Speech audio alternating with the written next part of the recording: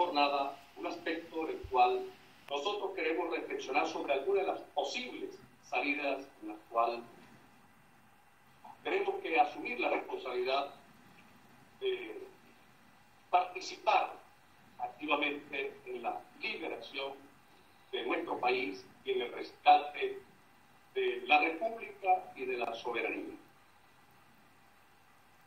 Todos nosotros debemos saber o conocemos ya los flagelos y la terrible situación que vive Venezuela. Creo que estamos cansados de muchos discursos, de muchas opiniones, de negociaciones, de engaños, de elecciones, y creo que estos son espacios que nos ayudan a nosotros a encontrar el eje fundamental desde el cual poder construir y unir voluntades para poder enfrentar y derrotar a este régimen perverso destructor. La esencia de todo el sistema comunista es la mentira, es el engaño, es la humillación. Para un sistema comunista o un modelo totalitario, busca sobre todo mantenerse en el poder por el mayor tiempo posible y la persona es algo superfluo. Más vale una silla, más vale un vaso, más vale un libro.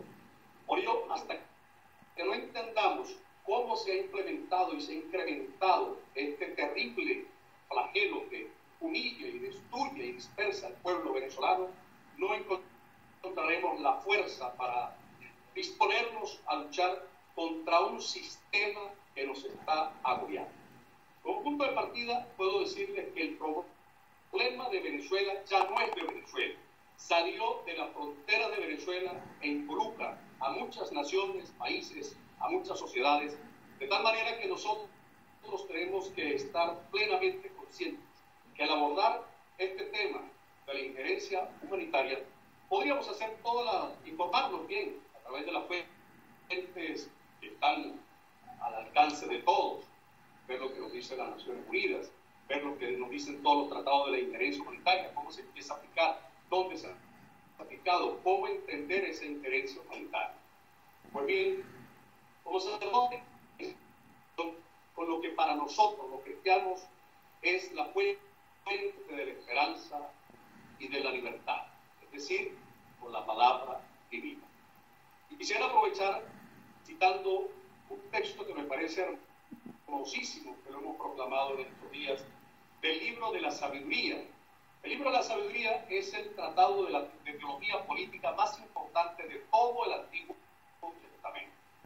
Recuerden bien, desde la A hasta la Z, el libro de la sabiduría aborda el tema de la justicia y va dirigido fundamentalmente a todos aquellos que tienen la responsabilidad y el deber de dirigir los destinos del pueblo o de una nación.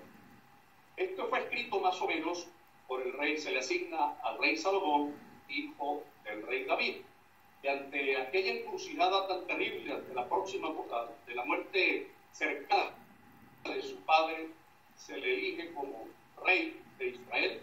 Y lo único que le pide a Dios en medio de sus angustias e incertidumbre es: Señor, dame sabiduría para gobernar a mi pueblo. Y escribe estas palabras tan hermosas: escuchen, reyes, y entiendan, aprendan gobernantes de todo el mundo, pongan atención, ustedes los que dominan a los pueblos, ustedes los que dominan a los pueblos y están orgullosos de esa multitud de súbditos, amen la justicia, ustedes los que gobiernan la tierra, tengan rectos pensamientos. La sabiduría no entra en el alma perversa, ni vive en el cuerpo entregado a la maldad y a la injusticia. La sabiduría es un espíritu inteligente, amante del bien, agudo y libre. La sabiduría es más brillante que el sol y que todas las constelaciones. El libro de la sabiduría nos invita hoy a pensar cómo estamos concibiendo desde nuestra fe la dimensión de la libertad y la justicia. A partir de este texto, muchos teólogos sostienen que la fe es una búsqueda constante de la justicia. Algunos políticos criminales y delincuentes que no tienen derecho a vivir, en este caso concreto, el señor Maduro, pretenden que la Iglesia sea una institución cómplice y silente frente a todos los atropellos, injusticias y violaciones de los derechos humanos. La Iglesia nace desde la persecución y se fortalece en medio de las tragedias e injusticias. Por lo tanto, la Iglesia, que desde el latín eclesia significa el pueblo de Dios, es el mismo pueblo de Dios llamado a encontrar la luz y la fuerza para constituirse en luz en medio de las tinieblas y en medio de las tragedias. Un cristiano no puede ser indiferente, no puede cruzar los brazos frente a las terribles humillaciones y violaciones constantes del derecho fundamental y más sagrado, que es el derecho a la vida, el derecho a la libertad, el derecho de poder construir su propio destino. Por ello Jesús nos dice: conocerán la verdad y la verdad los hará libres. Es duro poder entender nosotros, a la luz de nuestra experiencia, y aceptar esas palabras de Jesucristo en las bienaventuranzas, que es el tratado del contenido programático de toda la dimensión de Jesucristo. El Mesías de Dios, el liberador, no de un pueblo, sino de toda la humanidad. Liberarlo sobre todo de esa fuerza del mal que se origina en el corazón humano, que es el odio, la ambición de poder, la ambición de dominar, de destruir a otro pueblo. Jesús nos dice: felices los perseguidos por causa de la justicia. Felices ustedes cuando los injurien, los persigan, los calumnien por causa de la libertad y de la justicia. La base fundamental de toda la doctrina social de la Iglesia tiene como centralidad la dignidad de la persona humana, la dignidad y la defensa de los derechos de toda la persona humana, en buscar el bien común y fortalecer los principios de la solidaridad y de la subsidiariedad, con una atención preferencial hacia los más pobres, hacia los más necesitados, hacia los más necesitados. ¿Cómo podemos nosotros demostrarle al mundo la crueldad de un régimen genocida, de un régimen que no permite el alimento y la salud de nuestro pueblo, de un régimen criminal que aplica una economía criminal que somete a tantos niños, ancianos y personas a la muerte? Basta ver las cifras de las últimas semanas. Los niños están muriendo de hambre. El estudio que presenta Cáritas de Venezuela, una institución que es de la Iglesia Universal, pero tiene su sede central en Venezuela, y tenemos 36 oficinas en todo el país, con la mejor disposición de salir al encuentro para aliviar, no para solucionar, para aliviar el dolor de los que sufren, de los que pasan hambre. Tenemos un promedio de 350.000 niños que están en tendencias de morir de hambre. Los cuadros dantescos de niños, de jóvenes, de personas de tercera edad, buscando en la basura el alimento, buscando el derecho a vivir, porque el Estado se lo ha negado. Y es un Estado criminal e ilegítimo cuando, por el cáncer de la corrupción, ha permitido y ha facilitado que en manos de poco se encuentre la mayor riqueza casi de todo el continente latinoamericano. Mientras nuestros niños se mueren de hambre, mientras no hay alimento, mientras no hay medicina, es un escándalo que grita al cielo, llega a los oídos de Dios, que en unas pocas manos hay más de 400.000 millones de dólares en cuentas extranjeras. Por ello, nosotros tenemos que unir fuerzas, organizar al pueblo, encender las conciencias para dejarnos de discusiones y encontrar el camino que nos lleve a la luz, a la liberación. Pero para ello es necesario no rendirse, es necesario mantener firme la esperanza, es necesario devolverle la esperanza a nuestro pueblo, porque el pueblo se está preguntando todos los días, desde la incertidumbre, desde la desconfianza, porque en Venezuela ya casi nadie cree en nadie, porque hay una lucha desordenada, desorientada, de ambiciones del poder. Por ello podemos meter en el mismo saco y hacer corresponsables de este desastre a todos los señores de los partidos políticos, porque ellos saben, la MUD sabe, que desde el 2004 cómo se han venido montando todos los fraudes en nuestro país y se ha convertido en un consorcio para el fraude, para las trampas, para los engaños, y aún sabiendo eso, se siguen midiendo bajo esas mismas condiciones. Cuando hago esta afirmación, para todos los que lo escuchan, tenemos los elementos técnicos, científicos, cómo demostrarle al mundo, a todas las organizaciones internacionales, a la ONU, a la OEA y a todos los partidos y gobiernos del mundo, que tenemos en nuestras manos las armas, los instrumentos que son verificables y demostrables de cómo se ha venido montando, porque el Consejo Nacional Electoral se ha convertido nada más y nada menos en la mafia que controla el poder electoral, que tapa las trampas y los engaños. Es un consorcio de ampones conformadas por varias empresas conocidas por el mundo, Smartmatic, Exact y también CanTV. Es decir, que es un insulto para los venezolanos, es una vergüenza que hoy se siga prestando a algunos líderes o pseudopolíticos miopes o ciegos que detrás de intereses oscuros van a otras elecciones para convalidar y darle legitimidad a un régimen criminal, asesino, de delincuentes que maneja los destinos de Venezuela al mejor estilo de las mafias que Corleone se quedó pequeño.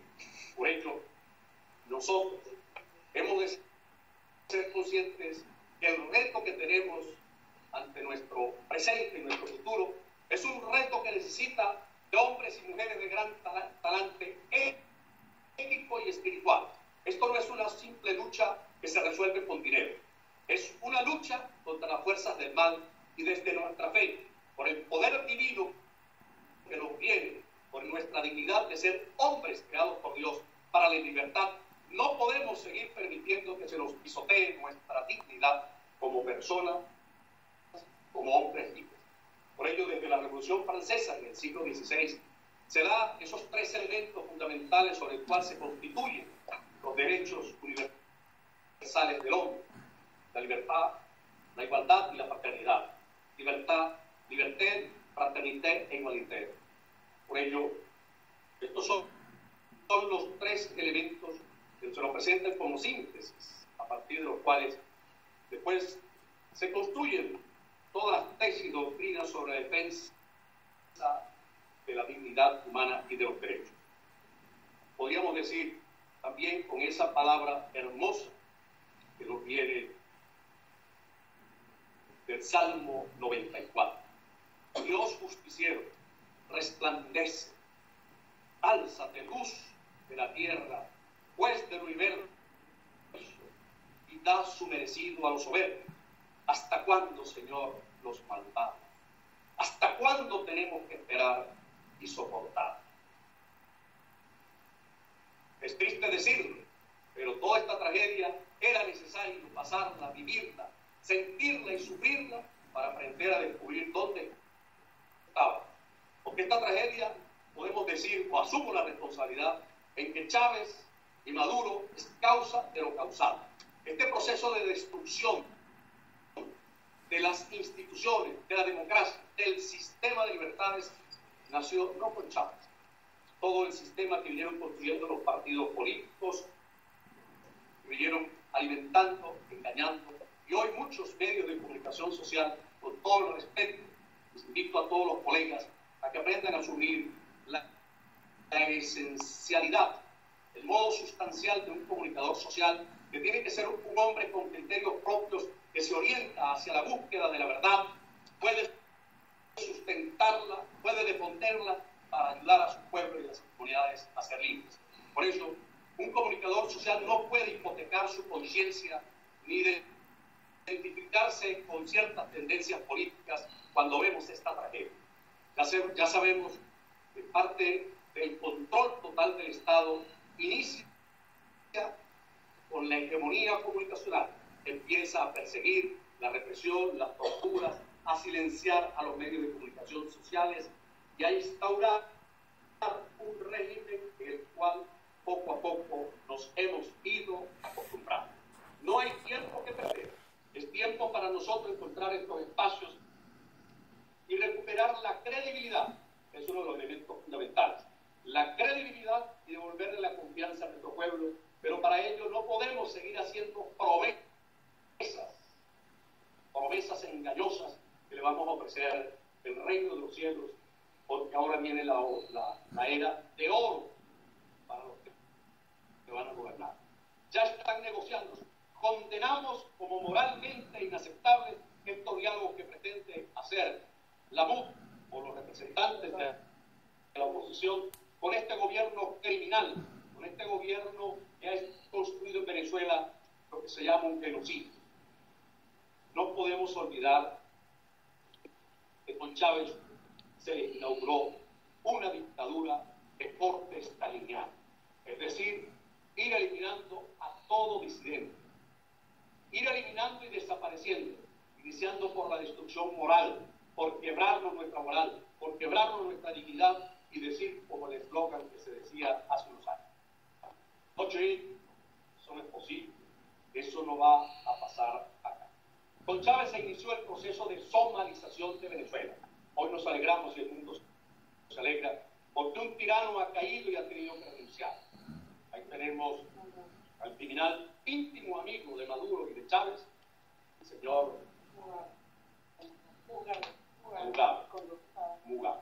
Mientras su pueblo muere de hambre, él solo defiende la riqueza que logró concentrar durante 37 años, en los cuales logró dominar, pisotear y empobrecer a su propio pueblo. El país en estos momentos, queridos amigos, está a la deriva. Está a la deriva. Todavía estamos esperando dónde está el líder o dónde están los líderes. Vemos una superficialidad profunda, que cualquiera que pegue un grito ya está candidato y es presidencial. Que cualquiera que diga que se liberó, ya lo proponen como candidato a dirigir. Es un sentido de una profunda irresponsabilidad. Venezuela va a requerir de los mejores hombres, de las mejores mujeres, que son las que han mostrado esa heroicidad, para poder juntar fuerzas, organizarlas y planificar unas estrategias bien definidas. Porque podemos llegar hasta el siglo XXII y ellos siguen instaurados en el poder. Es tiempo de tomar decisiones. Existe una gigantesca conspiración para tapar todos los fraudes. Todos los números y los resultados han sido inventados. Tenemos, como decía antes, cómo sustentarlos.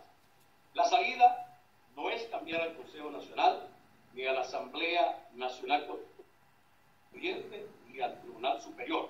Hay que construir una alianza nacional e internacional para desmontar y derrotar a este régimen criminal, a este narcoestado. Esto me pasa. Primero no tenemos las armas, tenemos el arma de la conciencia, de la libertad y el poder de la oración.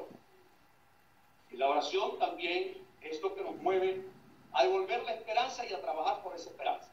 Hay un término teológico de un gran teólogo del siglo XX, Karl Rahner, muy compañero de Juan Pablo II, que afirmaba: Dios no hace lo que le toca hacer al hombre. El término de San Agustín: a Dios rogando con el más solitario. Con Chávez se inició la gran tragedia a la patria y Maduro ha convertido a Venezuela en una colonia de Cuba. Tenemos una invasión de fuerzas extranjeras. Tenemos la presencia de más de 40.000 miembros cubanos en el país. Tenemos la presencia de China, de Bielorrusia, de Irán. Tenemos la presencia de las fuerzas terroristas de la guerrilla colombiana de la FARC y del ELN. Tenemos a los grupos de Al-Qaeda, a los círculos del terror. Prácticamente ya Venezuela entró en un pol y los dueños de Venezuela podrían ser China, los cuales Venezuela le debe más de 60.000 millones de dólares, y a Cuba, a Rusia, más de 8.000 millones de dólares. Mientras tanto, tenemos en cuenta de venezolanos en el extranjero, como decía la cifra, 400.000 millones de dólares. Ahí vemos a los bolichicos E incluso muchos bolichitos le tiran al diablo y a Dios. Financian a miembros de la oposición, los partidos políticos que siguen sacando sus banderitas. En Venezuela tendremos que aplicar medidas bien estrictas y duras con el campo económico, establecer la ley de repatriación de capitales. En los momentos actuales, nosotros tenemos que seguir alzando nuestra voz. Y es el momento de deponer las banderas de mis colores políticos o preferidos o líderes políticos. Nuestro objetivo fundamental o nuestra bandera tiene que ser Venezuela. Por encima de todo, Venezuela. Por encima de los credos, creencias o tendencias ideológicas, Venezuela. Hasta que nosotros no aprendamos a reencontrar el camino, a unirnos, a fortalecer y a organizarnos, no llegaremos a ninguna respuesta o solución. De tal manera que este encuentro, este diálogo de reflexión, es como para despertar nuestra conciencia y saber que los venezolanos no estamos en capacidad de encontrar la solución a nuestros problemas y a nuestras necesidades. Este problema salió de nuestras fronteras y hoy, como nunca jamás, Venezuela está urgido de la presencia de esa injerencia humanitaria que implica aliviar el dolor, el hambre, la miseria, la muerte y las necesidades de un pueblo que está muriendo, que se siente indefenso, pegando gritos y que nadie le puede escuchar. Creo que la comunidad internacional tiene un gran compromiso con nuestra Venezuela, que después de la Segunda Guerra Mundial abrió todas las fronteras, los países que venían huyendo del hambre y de la violencia generada por la Segunda Guerra Mundial, y es por eso que nuestra característica propia de los venezolanos y de América Latina es la de ser una cultura abierta a la integración. No conocimos lo que era la xenofobia. Vemos cómo se mezclaron españoles con nativos, italianos, franceses, alemanes, italianos. Venezuela ha sido el país que supo recibir a todos, y ahora Venezuela tenemos más de 2 millones de ciudadanos en lo que llamamos no UNESCO. No podemos definir esto